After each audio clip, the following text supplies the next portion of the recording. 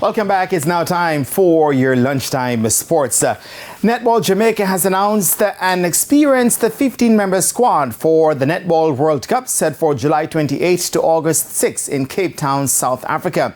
The squad sees the inclusion of 4 players who will be making their World Cup debuts in Kimon Shaw, Latanya Wilson, Crystal Plummer, Abigail Sutherland and Shimona Nelson. Veteran shooter Ramelda Aking George has also been included and will be making her 5th World Cup appearance.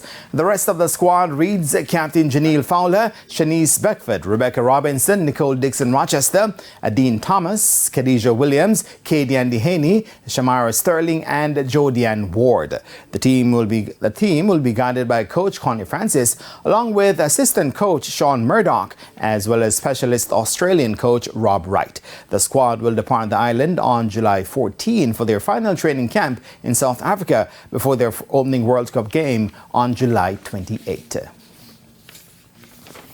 Some cricket news now. Chasing 307 victory, and the UAE were 20-1 after 5 overs against the West Indies in the second one-day international at Sharjah. Earlier, the West Indies posted a competitive 306 all-out of 49.5 overs. Jamaica's Brandon King cracked 64 and Johnson Charles 63 in a 129-run opening partnership.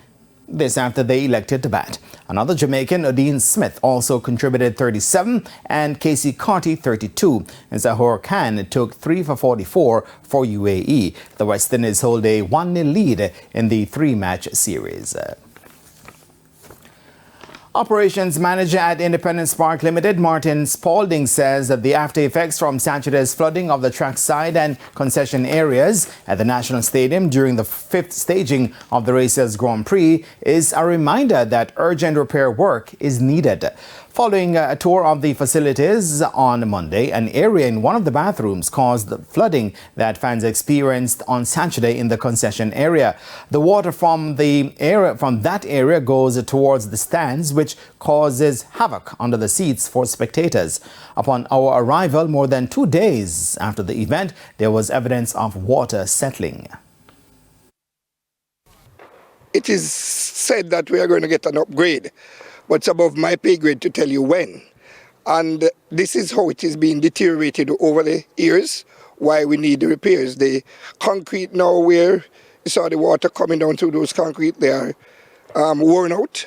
I try to fix them from time to time, but sometimes the water get the best of me. The drainage, the drain around this stadium here, it have to get constant service or else it will flood the field. Spalding adds that there is another health hazard as it relates to the stadium lights. The 4 lights, as you realize, we are operating on 2 banks from all the lights. 1 bank is now out completely, and the general manager is testing some LEDs on the number 4 bank. During any event, once the lights have to turn on, we have to get 4 electricians, call in my high-tech electrician to come and view the light and post men there to deal with the necessary. From time to time during the event, they catch fire. And this is how it goes throughout an event. You see, we turn on lights. All right, some football news now. Olympic Gardens' failure to turn up for their semi-final match against the Fraser's Whip in the JFF Women's Premier League at the UWI Captain Horace Burrell Centre on Saturday has cost them dearly in the JFF boardroom. Under Article 7.5 and 6 of the league regulations, Olympic Gardens have been fined $50,000, which should be paid by June 30 of this year. The match has been awarded to Fraser's Whip by a 3-goal scoreline. Under Article 7.6, Olympic Gardens will take no further part in the competition. Olympic have also been ordered to pay compensation to Fraser's Whip for damages or losses suffered by the club. In addition, they have been disqualified from taking part in the 2023-2024 season and have forfeited any claim to financial remuneration from the JFF. It means that Fraser's Whip have now advanced to the final, where they'll play Cavalier on Saturday. This at the UWI Captain Horace Burrell Centre of Excellence. Match time will be 3:30 p.m. And that is it for your lunchtime sports. And I am Jermaine Brown. Shamela, back to you. Thank you, Jermaine. And that's the Midday News. I'm Shamela Pullen. Join us at 7 for Primetime News.